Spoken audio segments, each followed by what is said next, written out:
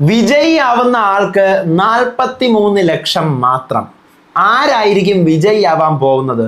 ഇന്ന് എൻ്റെ വീഡിയോയിൽ ഞാൻ എൻ്റെ ടോപ്പ് 5 പ്രഡിക്ഷൻ പറയാൻ പോവുകയാണ്. നിങ്ങളുടെ ടോപ്പ് 5 പ്രഡിക്ഷൻസ് നിങ്ങൾ പറയാം. ഓക്കെ, നമുക്ക് നോക്കാം ശരിയാവോ ഇല്ല എന്നുള്ളത്. ബൈ പൊസിഷൻ വൈസ് ആണ് ഞാൻ പറയുന്നത് കേട്ടോ. അപ്പോൾ ഈ പറയുന്ന പണപ്പെട്ടി ഇന്ന് വീടിൻ്റെ വെളിയിൽ വെച്ചു. അതുപോലെ തന്നെ അത് വളരെ സൂപ്പറായിട്ട് അത് പോയവരൊക്കെ ധൈര്യശാലികളെന്ന് തന്നെ പറയേണ്ടി വരും. കാരണം അത് പോയി ജയിച്ചാലും തോറ്റാലും പണം എടുത്താലും ഇല്ലെങ്കിലും ആ പുറത്ത് പോകാനുള്ള ധൈര്യം കാണിച്ചത് ഭയങ്കര വലിയ സംഭവമാണ്. എനിക്ക് തോന്നുന്നു കുറച്ചും കൂടെ ദൂരം ഉണ്ടായിരുന്നെങ്കിൽ നമ്മൾ ഓഡിയൻസിന് അത് കുറച്ചും കൂടി കണക്ട് ആയേനെ. കാരണം ഇത്രയും വേഗത്തിൽ ഇവരിപ്പോൾ ഇന്ന് 15 സെക്കൻഡ് മുന്നേ തന്നെ കയറിയിട്ടുണ്ട്. അപ്പോൾ അതിൻ്റെ ഒരു ഇമ്പാക്റ്റ് മാത്രമേ ആൾക്കാരുടെ ഉള്ളിലോട്ട് വന്നിട്ടുള്ളൂ. പക്ഷേ ഈ പറയുന്നത് പോലെ കുറച്ചും കൂടി ദൂരം, അതായത് തമിഴ് ബിഗ് ബോസിലൊക്കെ വെച്ചതുപോലെ കുറച്ച് ദൂരം കൂട്ടി സമയമൊക്കെ മൊത്തം 35 സെക്കൻഡൊക്കെയാണ് കൊടുക്കുന്നതെന്നുണ്ടെങ്കിൽ പണി പാളും. ആ ലെവലിലൊക്കെ കൊടുത്തിരുന്നെങ്കിൽ നന്നായിട്ടുണ്ടായിരുന്നേനെ. ചിലപ്പോൾ നാളെയും ഈ സാധനം വരാനുള്ള ഒരു ചാൻസ് ഞാൻ കാണുന്നുണ്ട്. കാരണം ഇത് ഒരു ദിവസത്തെ തീർക്കാനുള്ള ഒരു ടാസ്ക് ആയിരുന്നില്ല. തമിഴിൽ എനിക്ക് തോന്നുന്നു 3 ദിവസം എന്തോ ഈ സാധനം വെച്ചിട്ടുണ്ടായിരുന്നു. അപ്പം നാളെയും കൂടി ചിലപ്പോൾ കുറച്ച് ദൂരം കൂട്ടിയോ അല്ലെങ്കിൽ ട്വിസ്റ്റുകൾ മാറ്റിയോ ഒക്കെ വെക്കാനുള്ള സാധ്യതകൾ കാണുന്നുണ്ട്. ഇന്ന് പിന്നെ ഈ പറയുന്നത് പോലെയുള്ള വിഷയങ്ങളൊന്നും തന്നെ ഉണ്ടായില്ല. എപ്പിസോഡ് കണ്ടു കഴിഞ്ഞാൽ നിങ്ങൾക്ക് അറിയാൻ പറ്റും ലൈവിൽ എന്താണോ നമ്മൾ കാണുന്നത് അത് തന്നെയാണ് ഇന്നത്തെ എപ്പിസോഡ്. കാരണം ലൈവ് കുറേ ലാഗാണ്. അതേ സാധനം തന്നെ എപ്പിസോഡിനകത്ത് കോമഡിയും എല്ലാം കുത്തി നിറച്ചുകൊണ്ട് എപ്പിസോഡ് എങ്ങനെയൊക്കെയോ 1 മണിക്കൂറത്തെ എപ്പിസോഡ് ടി വിയിൽ വിടണമല്ലോ, അതുകൊണ്ട് കാണിച്ചു. പിന്നെ ഷാനവാസിൻ്റെയും അനീഷിൻ്റെയും കോംബോയും അനീഷ് അനുമോൾ കോംബോ അത് ഭയങ്കര സ്ട്രോങ് ആയി വരുന്നുണ്ട്. അനീഷിന് ചെറിയൊരു ക്രഷ് അനുമോളടുത്തുണ്ടോ എന്നൊരു സംശയമുണ്ട്. കാരണം ഇന്ന് മോർണിംഗിൽ ചായ കുടിച്ചിട്ട് അനുമോൾ ഇങ്ങനെ കപ്പ് പഠിക്കുമ്പോൾ ചായയുടെ കപ്പ് ഞാൻ കൊണ്ട് വെച്ചോളാം, വേണ്ട ഞാൻ വെച്ചോളാം, വേണ്ട ഞാൻ വെച്ചോളാം. ആ സാധനത്തിൽ നിന്ന് ചെറിയ ഒരു എന്താ പറയുക, എന്തോ ഒരു കണക്ഷൻ എനിക്ക് ഫീൽ പண்ற. അവരുടെ ഇടയിൽ നടുവിൽ ഏതോ മാറി ഏഞ്ചൽസ് എല്ലാം പറന്നുകിട്ട് ഇരിക്കുന്ന മാറി തോന്നിച്ച് നോക്കാം. നമുക്ക് ഇനി ദിവസങ്ങൾ കുറച്ച് മാത്രമേ ഉള്ളൂ. എന്തൊക്കെയാണ് ഇന്നത്തെ ദിവസം നടന്നത്? വളരെ കുഞ്ഞ് റിവ്യൂ ആണ്, നമുക്ക് പറയാൻ വലിയ കാര്യത്തിലൊന്നും തന്നെ ഇല്ല. കാരണം കണ്ടല്ലോ, തീർന്നല്ലോ. So welcome back to Ansif moonlight media. I am Ansif. Video ആദ്യമായിട്ട് കാണുന്നവർ ചാനൽ സബ്സ്ക്രൈബ് ചെയ്യണം, ലൈക്ക് ചെയ്യണം, ഷെയർ ചെയ്യണം. നിങ്ങളുടെ അഭിപ്രായങ്ങൾ മസ്റ്റായിട്ട് താഴെ കമന്റ് ചെയ്യണം. ഇതുപോലത്തെ ബിഗ് ബോസിന്റെ അപ്ഡേറ്റ്സിനും റിവ്യൂസിനും ഒക്കെ ആയിട്ട് ഇപ്പം തന്നെ നമ്മുടെ FB പേജും ഇൻസ്റ്റാ പേജും മറക്കാതെ ഫോളോയും ചെയ്യണം. വീഡിയോ ഹൈപ്പ് ചെയ്യാൻ മറന്നു പോവല്ലേ. ബിഗ് ബോസ് സീസൺ 7ന്റെ ഡേ 88 ഒക്ടോബർ 30-ാം തീയതിയിലെ റിവ്യൂ ആയിട്ടാണ് ഞാൻ വന്നിരിക്കുന്നത്. റിവ്യൂ തുടങ്ങുന്നതിന് മുന്നേ ആദ്യം തന്നെ നമുക്ക് ടോപ്പ് 5 പ്രഡിക്ഷനിലോട്ട് പോവാം. നമുക്കറിയാം വീട്ടിൽ ഇപ്പോൾ നിലവിൽ ഉള്ളത് ആരൊക്കെയാണ്? സാബുമാൻ, അനുമോൾ, അനീഷ്, നെവിൻ, അക്ബർ, ഷാനവാസ്, ആദില. ഓക്കെ, എൻ്റെ ഒരു പ്രഡിക്ഷൻ ശരിയാവുമെങ്കിൽ നമുക്ക് നോക്കാം. ഞാൻ ഇതിൻ്റെ വിന്നറായി മാറാൻ പോകുന്നു എന്ന് എനിക്ക് തോന്നുന്നത് അനുമോളാണ്. അനുമോൾ ഈ സീസണിൻ്റെ കപ്പടിക്കും എന്ന് ഞാൻ പ്രഡിക്റ്റ് ചെയ്യുന്നു. നമുക്ക് നോക്കാം. വിന്നർ പൊസിഷനിൽ അടുത്ത് റണ്ണറപ്പ് അനീഷ് ആയിരിക്കും എന്നാണ് ഞാൻ കരുതുന്നത്. റണ്ണറപ്പ് അനീഷ്. 3rd പൊസിഷനിൽ ഷാനവാസ് ആയിരിക്കും എന്നാണ് ഞാൻ കരുതുന്നത്. 3rd ഷാനവാസ്. 4th നൂറ വരാനുള്ള സാധ്യതയാണുള്ളത്. 5th അക്ബർ. ഇവർ 5 പേരായിരിക്കും ടോപ്പ് 5 ഞാൻ ഈ പറഞ്ഞ പോലത്തെ പൊസിഷനിലാണെന്നാണ് എൻ്റെ ഒരു പ്രഡിക്ഷൻ. നമുക്ക് നോക്കാം ഇങ്ങനെ തന്നെ ആയിരിക്കുമോ വരുന്നത് എന്നുള്ള കാര്യം എനിക്ക് അറിഞ്ഞൂടല്ലോ. It's just a prediction. പിന്നെ ഈ ടോപ്പ് 5 ആണെന്നുണ്ടെങ്കിൽ സാറ്റിസ്ഫൈഡ് ആണോ എന്ന് ചോദിച്ചു കഴിഞ്ഞാൽ ഏറെക്കുറെ സാറ്റിസ്ഫൈഡ് ആണ്. അനുമോള് കണ്ടന്റ് ഈ ഷോയ്ക്ക് അത്യാവശ്യം നല്ല കണ്ടന്റ് കൊടുത്തിട്ടുണ്ട്. നല്ല കണ്ടന്റ് എന്ന് വെച്ച് കഴിഞ്ഞാൽ ക്വാളിറ്റി സാധനമല്ല, കണ്ടന്റ് അത്യാവശ്യം നല്ല കണ്ടന്റ് ഒക്കെ കൊടുത്തിട്ടുണ്ട്. അങ്ങനെ അനീഷ് ആയിക്കോട്ടെ കണ്ടന്റ് ഷോയ്ക്ക് കൊടുത്തിട്ടുള്ള ആളാണ്. ഷാനവാസ് കണ്ടന്റ് കൊടുത്തിട്ടുള്ള ആളാണ്. നൂറ അത്യാവശ്യം സാധനങ്ങൾ കൊടുത്തിട്ടുണ്ട്. അക്ബർ കൊടുത്തിട്ടുണ്ട്, ഉറപ്പായിട്ടും കൊടുത്തിട്ടുണ്ട്. അപ്പം എൻ്റെ ഒരു പ്രഡിക്ഷൻ ഇങ്ങനെയാണ്. നിങ്ങളുടെ പ്രഡിക്ഷൻ ആരാണെന്ന് പറയുക. ഈ പറയുന്ന പോലെ നാളെ വീക്കെൻഡിൻ്റെ ഷൂട്ടാണ്. ഈ പറയുന്ന പോലെ ഇന്ന് ആരും ഇന്നിനി പണപ്പെട്ടി വെച്ചോ ഔട്ടായോ എന്നുള്ള കാര്യമൊന്നും അറിയത്തില്ല. ഇനി അഥവാ ആരും ഔട്ടായില്ല എന്നുണ്ടെങ്കിൽ നാളെ 2 പേരെ ഉറപ്പായിട്ടും വെളിയിലാക്കും. നാളെ 2 പേരെ ഉറപ്പായിട്ടും വെളിയിലാക്കുമ്പോഴും വീട്ടിൽ 6 പേരേ ഉള്ളൂ. ഒരു മിഡ് വീക്ക് കൂടെ നടത്തുമ്പോഴത്തേക്കും 5 ആവും.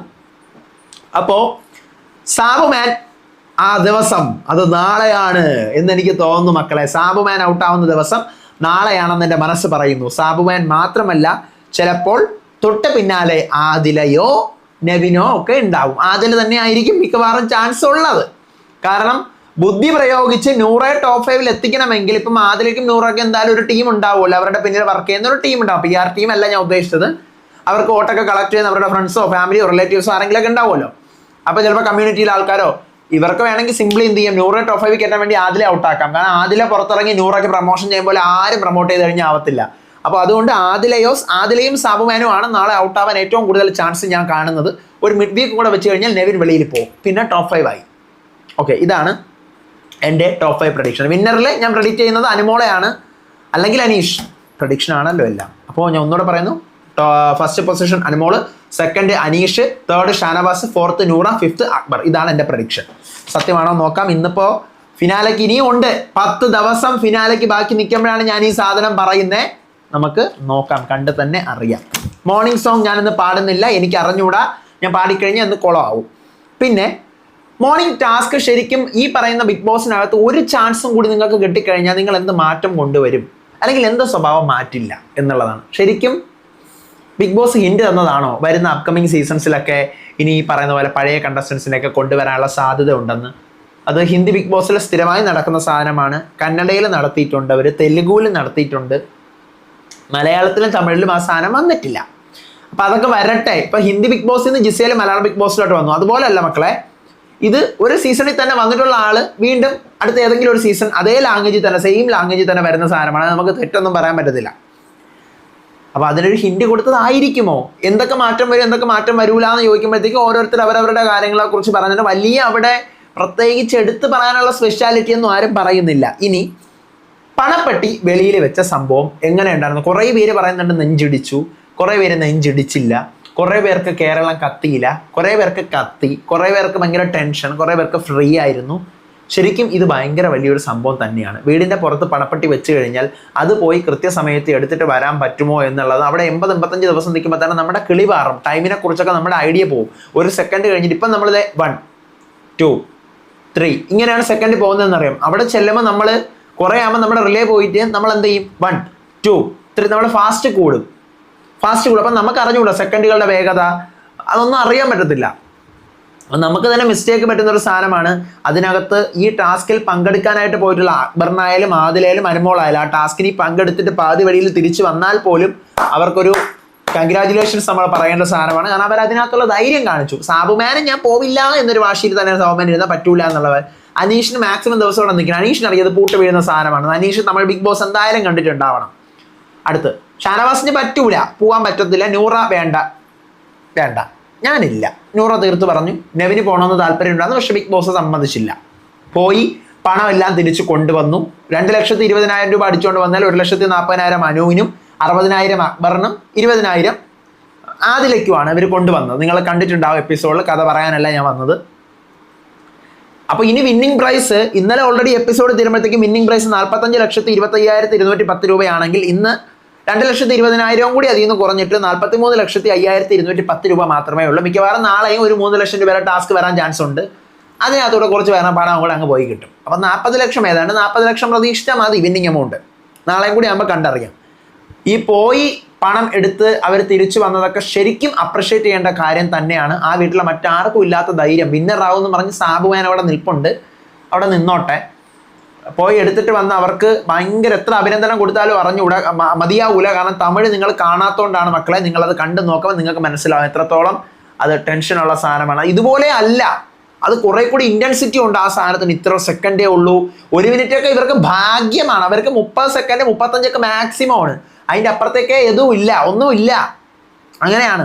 പിന്നെ അതിനുശേഷം ഈ വീട്ടിൽ സത്യം പറഞ്ഞു കഴിഞ്ഞാൽ ഇന്നൊരു ഡെയിലി ടാസ്ക് കൊടുക്കുന്നുണ്ട്. സിമ്പിൾ ബലൂൺ കഴിഞ്ഞ വർഷം കാലിൽ കെട്ടിയിട്ട് ചവിട്ടി പൊട്ടിക്കുന്ന ടാസ്ക്കാണ് ഇന്ന് കയ്യിൽ ഉയർത്തി പിടിക്കുന്ന ടാസ്ക്. എനിക്ക് അതിൽ വലിയ സ്പെഷ്യാലിറ്റിയും തോന്നിയില്ല. പിന്നെ ഈച്ചയാടി പോകുന്ന ഈച്ച അടിക്കും കൊല്ലും. ഇത് തന്നെയാണ് വീട്ടിൽ രാവിലെ മുതൽ രാത്രി വരെ പിന്നെ നടന്നുകൊണ്ടിരിക്കുന്ന. ഒന്നുമേ ഇല്ല. ഞാൻ വിചാരിച്ചൊരു സ്പോൺസേർഡെങ്കിലും കൊടുക്കുമായിരിക്കുമെന്ന്, അതുപോലും ഇല്ല.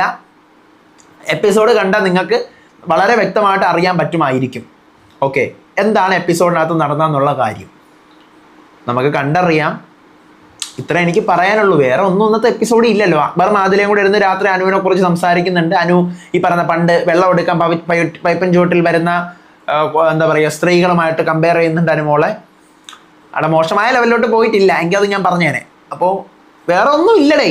അനീഷിൻ്റെയും ഷാനവാസിൻ്റെയും ഒരു കോംബോ, അനീഷിൻ്റെയും അനിമോളുടെ ഒരു കോംബോ നല്ല രീതിക്ക് വർക്കൗട്ടായി വരുന്നുണ്ട്. അത് എടുത്തു പറയാനുള്ള ഒരു സാധനമാണ്.